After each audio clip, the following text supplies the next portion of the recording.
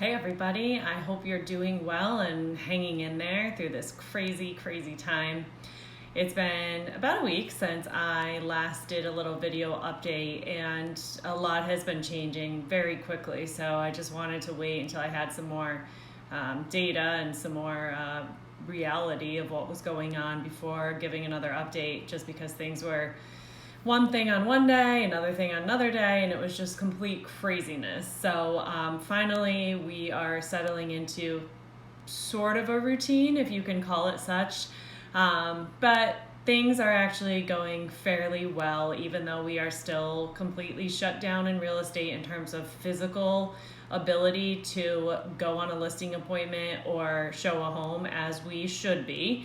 So we're doing everything literally 100% from our houses, and we are doing it to the best of our ability. So I just want to run through what that's looked like for us over the last week. I was about to say month because it just feels like forever, as I'm sure it does for all of you as well, but for the last week. So we have actually put 2 houses under contract during this time so far.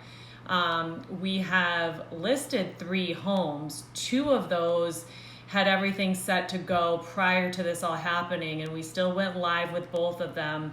One of them is about to go live next week, and we've had to do that completely under the new restrictions.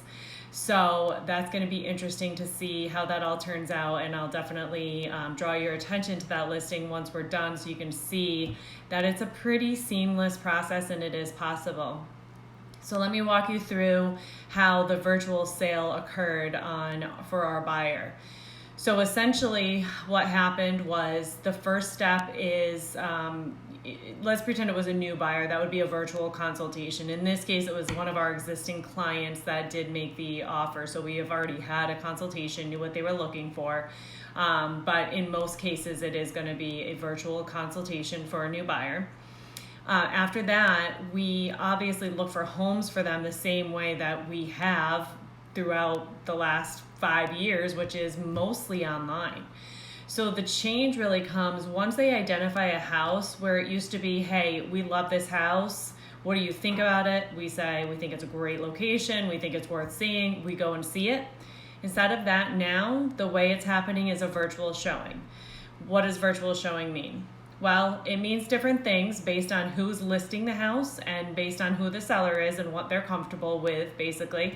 But typically the first step is some sort of virtual tour. For our sellers, we are using a 3D tour, it's referred to. You may have seen us post them because we were using these a long time before this whole situation started for select properties, but now we're using them on all of our listings. So it basically looks like a dollhouse model when you click into it, and then from there you can literally walk room by room. You can turn around in a room, you can look at the ceiling, the floor. What that allows us to do is actually walk through the house with our buyer.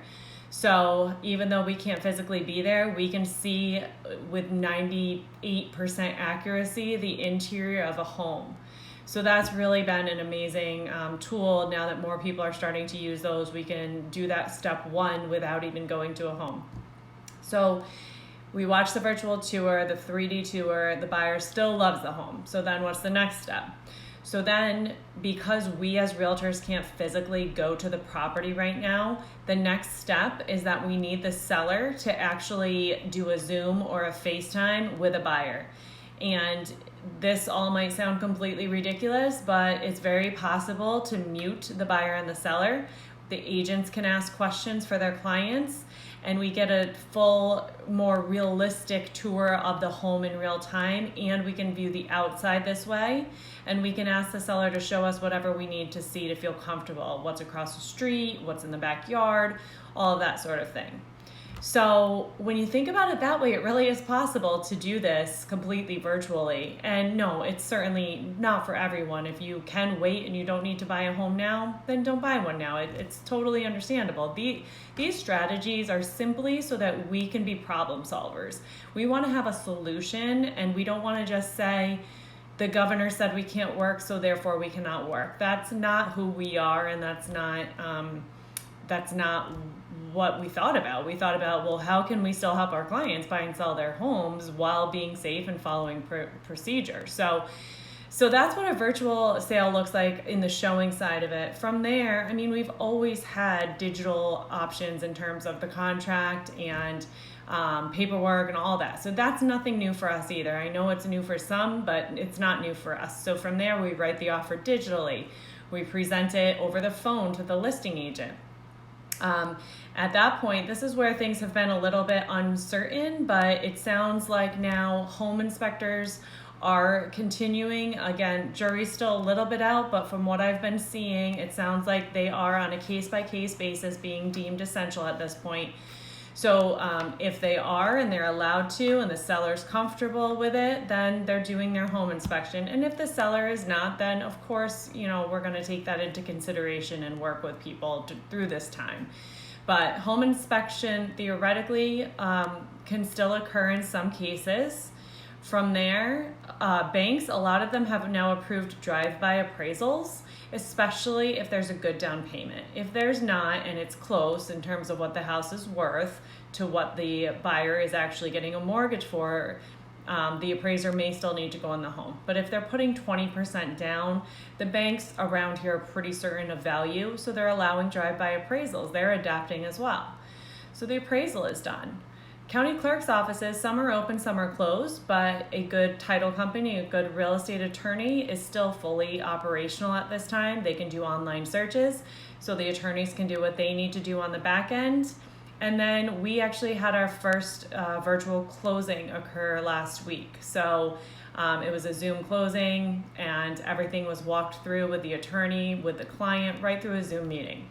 So it's just been incredibly amazing to see this industry adapt in the face of all this craziness that's going on outside. And it's just really amazing how quickly things are changing and what we're doing to help the people that do still need us right now. And as far as our current contracts that we had previously before all this, we're still seeing those get to the closing table. There has been some uncertainty, and people have also been doing a wonderful job of being flexible. There's people who have uncertainty in their jobs right now, and we've been able to work through some of those issues.